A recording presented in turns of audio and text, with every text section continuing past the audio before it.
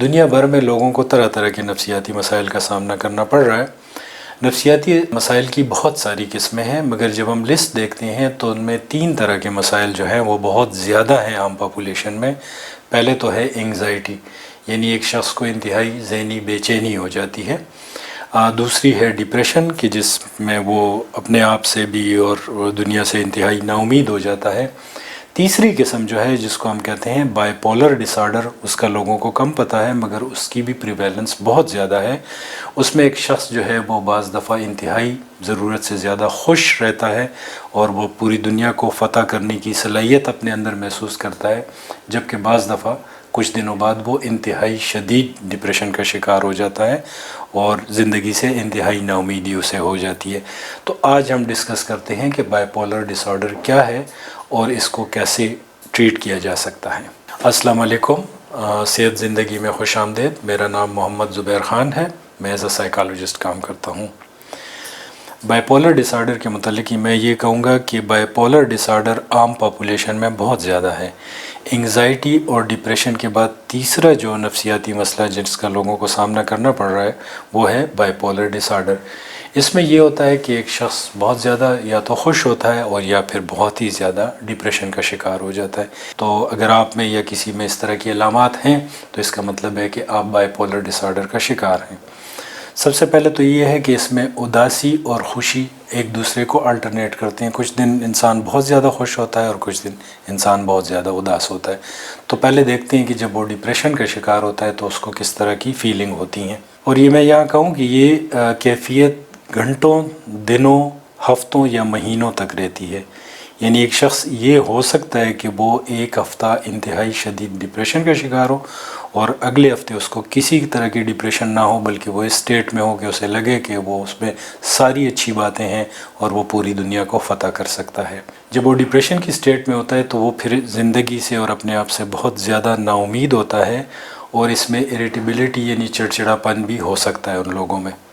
اس دوران وہ جسمانی کمزوری بھی محسوس کرتے ہیں اور کچھ کرنے کی انرجی ان میں بہت کم ہوتی ہے۔ کسی چیز پہ توجہ نہیں دے سکتے اور ان کی یاد کرنے کی ایبلٹی بھی جو ہے وہ بہت کم ہو جاتی ہے۔ روزمرہ کی زندگی کے کاموں میں انٹرسٹ بالکل ختم ہو جاتا ہے۔ ان کو احساس ہونے لگتا ہے کہ ان کی زندگی بالکل بے مقصد ہے اور ان کو احساس ہوتا ہے کہ یہ پوری جو زندگی کا واقعہ ہے یہ ان کے لیے ایک بوجھ ہے اور بہت ہی جیسے کہ انسان شدید ڈپریشن کا شکار ہوتا ہے، اس طرح کی کیفیات ان کی ہو جاتی ہیں۔ مستقبل کے متعلق بھی اگر سوچتے ہیں تو برائی ہی سوچتے ہیں، اچھے خیالات ان کے ذہن میں نہیں آتے۔ اپنی تمام صلاحیتوں پہ ان کا اعتماد ختم ہو جاتا ہے اور بہت دفعہ ان کو رات کو سونے میں بھی مسئلہ ہو سکتا ہے، یا اگر سو بھی جاتے ہیں تو بہت جلدی جاگ جاتے ہیں اور پھر ان کو نیند نہیں آتی۔ بعض کیسز میں یہ کیفیت اتنی شدید ہو جاتی ہے کہ وہ سوئیسائیڈل آئیڈیشن شروع کر دیتے ہیں اور وہ کہتے ہیں کہ زندگی کا خاتمہ ہو جائے تو بہتر ہے۔ اب یہ کیفیت کچھ دنوں تک رہتی ہے، جیسے کہ میں نے کہا گھنٹے بھی ہو سکتے ہیں۔ یعنی صبح ایک شخص بہت زیادہ ہائپر ایکسائٹڈ ہے، بہت خوش ہے اور شام کو جو ہے وہ شدید ڈپریشن کا شکار ہے۔ اب جب یہ پیریڈ ختم ہو جاتا ہے ڈپریشن کا تو اس کے بعد جس کو ہم مینیا والا پیریڈ کہتے ہیں اس میں وہ داخل ہو جاتا ہے اور وہ ضرورت سے زیادہ خوش ہوتا ہے۔ اس کو لگتا ہے کہ وہ پوری دنیا کو فتح کر سکتا ہے، دنیا کی ساری اچھی باتیں اس کے اندر ہیں، اور پھر اگر وہ سوچتا ہے مستقبل کے متعلق تو بڑے بڑے اس کے عزائم ہوتے ہیں اور بعض دفعہ یہ کیفیت اتنی شدید ہو جاتی ہے کہ حقیقت سے اس کا ذہن بہت دور ہو جاتا ہے، اور بعض لوگ جب ان کو آبزرو کر رہے ہوتے ہیں، ان کی باتیں دیکھ رہے ہوتے ہیں تو ان کو لگتا ہے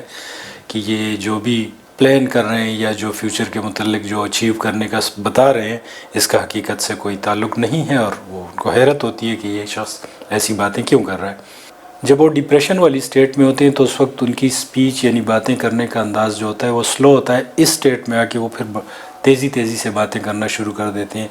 کافی سارے ٹاسک اٹھا لیتے ہیں، بہت سے ٹاسک کو ایک ساتھ کرنے کی کوشش کر رہے ہوتے ہیں اور نئے قسم کے عجیب قسم کے آئیڈیاز ان کے ذہن میں آتے رہتے ہیں جو کہ وہ لوگوں کے ساتھ شیئر کرنا چاہتے ہیں۔ اور اگر کوئی شخص ان کو ریڈیکیول کرے ان کے آئیڈیاز کو یا ان کا مذاق اڑائے تو وہ بہت جلدی ایجیٹیٹ ہو جاتے ہیں اور اپنا دفاع کرنا شروع کر دیتے ہیں۔ نیند بہت کم ہو جاتی ہے، اکثر اوقات ان کی بھوک بھی بہت کم ہو جاتی ہے اس دوران۔ اس کیفیت کا ایک بہت بڑا نقصان یہ بھی ہوتا ہے کہ یہ ضرورت سے زیادہ رسک لینے لگتے ہیں، اپنے جو معاشی معاملات ہیں اس میں بڑے بڑے رسک لے لیتے ہیں، ایسے پروجیکٹس میں ہاتھ ڈال لیتے ہیں کہ جو کہ ان کے ذہن کے اندر تو ہوتے ہیں ان کا سکسیس، مگر ریئلٹی سے ان کا کوئی تعلق نہیں ہوتا، اور بعض دفعہ ایسے ڈیسیجن لیتے ہیں کہ جو بہت زیادہ رسکی ان کے لیے، ان کی فیملی کے لیے، یا جن لوگوں کے ساتھ ان کا انٹریکشن ہوتا ہے ان کے لیے ہو سکتے ہیں۔ بائی پولر ڈس آرڈر کے لیے دوائیاں موجود ہیں اور اس کا علاج کیا جا سکتا ہے، مگر اس میں ایک بہت بڑا مسئلہ یہ ہوتا ہے کہ چونکہ ان لوگوں کے موڈ سوئنگز ہوتے ہیں، کبھی یہ ڈپریسڈ ہیں کبھی خوش ہیں، تو یہ مسلسل جو ہیں دوائیوں کا استعمال نہیں کرتے، تو ایک تو ضروری ایلیمنٹ یہ ہے کہ جو بھی اس کی دیکھ بھال کرنے والے ہیں، اور اگر وہ دیکھ لیں کہ کسی شخص کو بائی پولر ڈس آرڈر ہے، اس کو میڈیکیشن ریکمینڈ کی گئی ہے، تو اس بات کا خیال رکھیں کہ وہ جس بھی کیفیت سے گزر رہا ہو وہ دوائیوں کا مسلسل استعمال کریں۔ اس کیفیت میں سائیکو تھراپی کا بہت امپورٹنٹ رول ہے، اس وجہ سے بھی ہے کہ جب میڈیکیشن کو ٹیپر آف کیا جائے تو وہ بھی آسانی ہو جاتی ہے، پھر جو ہے اگر میڈیکیشن کنٹینیو بھی ہے تو سائیکو تھراپی کا ایک امپورٹنٹ رول ہے تاکہ اس شخص کی سائیکو ایجوکیشن کی جا سکے، اس کو سمجھایا جا سکے کہ وہ جس کیفیات سے گزر رہا ہے یہ ایک طرح سے نفسیاتی مسئلہ ہے اور اس کو حل کرنے کی اس کو کوشش کرنی چاہیے تھرو میڈیکیشن یا سائیکو تھراپی۔ سائیکو تھراپی میں اس کے لیے جو طریقے موجود ہیں، ایک تو یہ ہے کہ interpersonal social rhythm therapy ہوتی ہے، جس کے ذریعے اس کو سمجھایا جاتا ہے کہ وہ کیسے ان کیفیات سے گزر رہا ہے اور کیسے ان پہ قابو پا سکے، وہ ایک الگ سبجیکٹ ہے۔ کاگنیٹیو بیہیویئر تھراپی بھی بہت افیکٹو ہوتی ہے اس میں، مگر سب سے زیادہ امپورٹنٹ اس کی سائیکو ایجوکیشن ہے کہ اس شخص کو سمجھایا جائے کہ جو کیفیات اس کے اوپر گزر رہی ہیں، اور اکثر لوگوں کو ریئلائزیشن بھی ہوتی ہے کچھ عرصے بعد کہ میری یہ کیفیت ہے، کبھی میں بہت زیادہ خوش ہوتا ہوں، کبھی میں بہت زیادہ پریشان رہتا ہوں۔ ایجوکیشن ان کی ہو جاتی ہے تو وہ یہ ہے کہ وہ انٹروسپیکشن ان کی بہتر ہو جاتی ہے، وہ اپنی طرف دیکھ سکتے ہیں، اپنا مطالعہ کر سکتے ہیں، اپنی کیفیات کا مطالعہ کر سکتے ہیں اور اس کو کریٹیکلی دیکھ سکتے ہیں کہ مجھ پہ جو کیفیات ہیں وہ نیچرل نہیں ہے، بلکہ یہ جو میں جس نفسیاتی مسئلے سے گزر رہا ہوں اس کی وجہ سے یہ میرے ساتھ ہو رہا ہے۔ اور آخر میں فیملی فوکس تھراپی کا بھی ضرور ذکر کروں گا، اس لیے کہ بائی پولر ڈس آرڈر میں ضروری ہے کہ فیملی ممبرز کو انوالو کیا جائے، جو بھی کیئر گیورز ہیں، تاکہ ان کو پتہ ہو کہ وہ جو شخص بائی پولر ڈس آرڈر سے کا مسئلہ ہے اس کو جو مختلف طریقے سے اس کی ٹریٹمنٹس کی جا رہی ہیں اس کو کیسے ایفیکٹو بنایا جائے اور اس کو کیسے ہیلپ کی جائے کہ اس کے مطابق جو بھی اس کا نفسیاتی مسئلہ ہے اس میں سے نکل آئے۔